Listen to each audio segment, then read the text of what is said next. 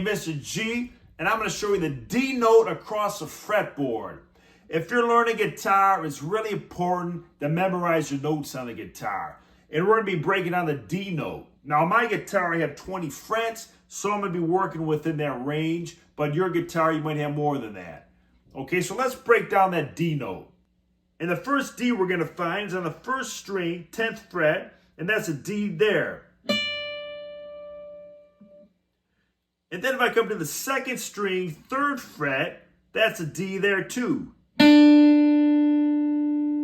if I come to the second string, 15th fret, that's a D note.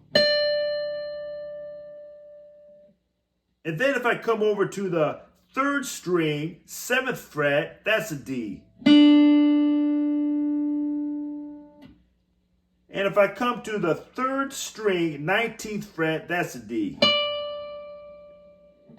And then if I play that 4th string open, that's a D. And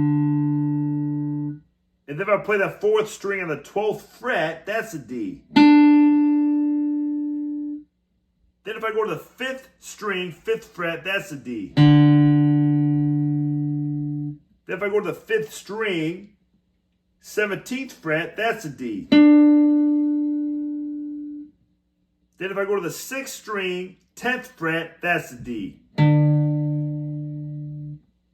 And hey, Mr. G again, that's your D note across the fretboard. Get familiar with it, understand it, learn it, keep on jamming.